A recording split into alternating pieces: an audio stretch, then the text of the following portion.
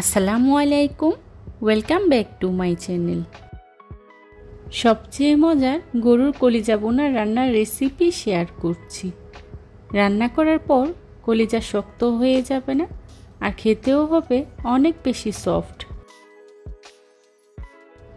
যারা সহজেই কলিজা রান্না করতে পছন্দ করেন তাদের কাছে আমার আজকের এই রেসিপিটি খুবই ভালো লাগবে। যদি ভালো লাগে তাহলে অবশ্যই একটি লাইক দিয়ে পুরো ভিডিওটি কন্টিনিউ করবেন প্লিজ। কলিজা রান্না করার জন্যে প্রথমে আমি নিয়েছি 1 কেজি গরুর কলিজা। কলিজাগুলোকে আমি ছোট ছোট টুকরা করে কেটে খুব ভালো করে ধুয়ে পরিষ্কার করে নিয়েছি। দেখুন কলিজাগুলোকে আমি কি সাইজে কেটে নিয়েছি। আপনারা চাইলে বড় কিংবা ছোট যে কোনো সাইজেই কেটে নিতে পারেন। এবার চুলায় একটি প্যান বসিয়ে পরিমাণ মতো পানি ফুটিয়ে নিয়েছি। এখন এর মধ্যেই দিয়ে দিচ্ছি আগে থেকে কেটে রাখা কলিজাগুলো দিয়ে আমি খুব ভালো করে সিদ্ধ করে নেব।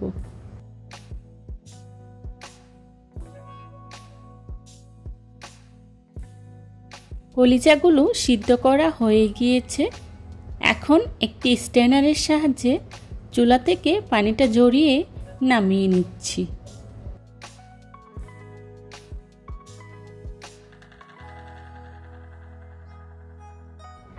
এবার কলিজাগুলোকে রান্না করার জন্য চুলায় একটি প্যান বসিয়ে দিয়ে দিচ্ছি রান্নার রেগুলার তেল 3 টেবিল চামচ। তেলটা হালকা গরম হয়ে আসলে এর মধ্যে দিয়ে দিচ্ছি পেঁয়াজ কুচি 1 কাপ। পেঁয়াজটা আমি খুব ভালো করে ভেজে নেব। পেঁয়াজটা ভাজা হয়ে গিয়েছে।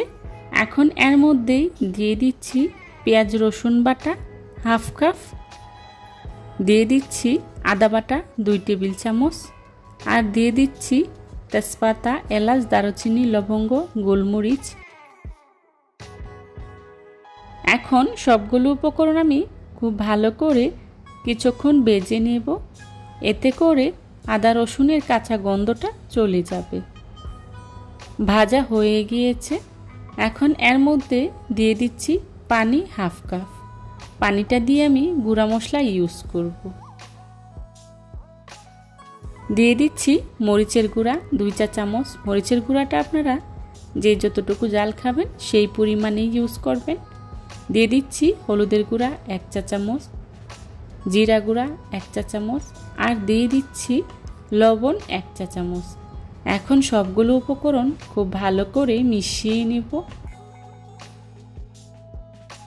মেশানো হয়ে গিয়েছে। এবার ঢাকনা দিয়ে ঢেকে মশলাগুলোকে আমি 5 মিনিটের মতো খুব ভালো করে কষিয়ে নেব। আমার মশলাগুলো কষানো হয়ে গিয়েছে। দেখুন তেলটা উপরে ভেসে উঠেছে। এখন এর মধ্যেই দিয়ে দিচ্ছি আগে থেকে সিদ্ধ করে রাখা কলিজাগুলো দিয়ে খুব ভালো করে মশলার সাথে মিশিয়ে নিচ্ছি, যাতে করে মশলাগুলো কলিজার সাথে লেগে যায়। মেশানো হয়ে গিয়েছে। এবার ঢাকনা দিয়ে ঢেকে কলিজাগুলোকে আমি 10 মিনিটের মতো খুব ভালো করে কষিয়ে নেব। আমার কলিজাগুলো কষানো হয়ে গিয়েছে। এখন এর মধ্যে দিয়ে দিচ্ছি পানিটা আপনারা যে যতটুকু ঝোল রাখবেন সেই পরিমাণেই দিবেন।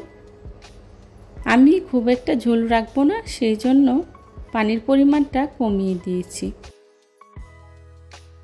আমি এখানে গরম পানিটা ব্যবহার করেছি, আপনারাও চেষ্টা করবেন গরম পানিটা ব্যবহার করার জন্য।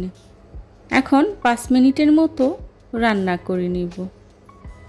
ঝোলটা যখন অনেকটাই কমে এসেছে তখন এর মধ্যেই দিয়ে দিচ্ছি 1 চা চামচ গরম মশলা গুঁড়া। মশলাটা দিয়ে আমি কলিজার সাথে খুব ভালো করে মিশিয়ে নিয়েছি।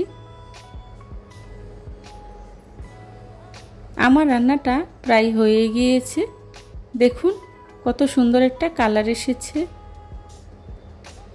চেষ্টা করেছি খুবই সহজভাবে আমার আজকের এই রেসিপিটি আপনাদের সাথে শেয়ার করার জন্যে।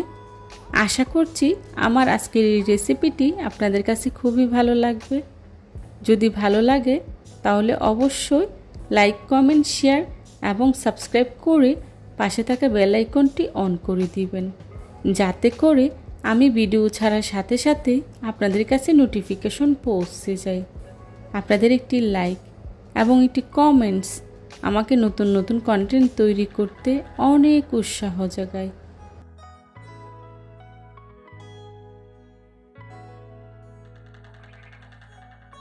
হয়ে গেল আমার মজাদার গরুর কলিজা রান্না। দেখুন কত সুন্দর একটা কালার এসেছে। এখন একটি সার্ভিং ডিশে সার্ভ করে নিচ্ছি। বরাবরের মতোই আমার আজকের এই রেসিপিটিও খুবই সহজভাবে আপনাদের সাথে শেয়ার করেছি। আমার রেসিপিটি যদি আপনাদের কাছে ভালো লেগে থাকে তাহলে রেসিপি ফলো করে বাসায় একবার হলেও ট্রাই করে দেখবেন, আর কেমন হয়েছে আমাকে কমেন্টস করে জানাবেন। এ ধরনের সব ঘরোয়া এবং মজার মজার রেসিপি পেতে আমার চ্যানেলটি ভিজিট করে আসবেন প্লিজ।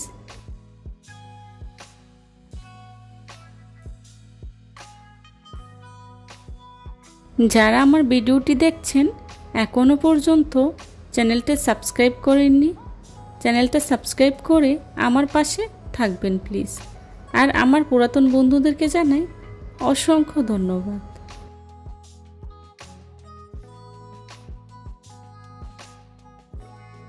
আমার পরবর্তী রেসিপি দেখার আমন্ত্রণ জানিয়ে আজকের মতো এইখানেই বিদায় নিচ্ছি।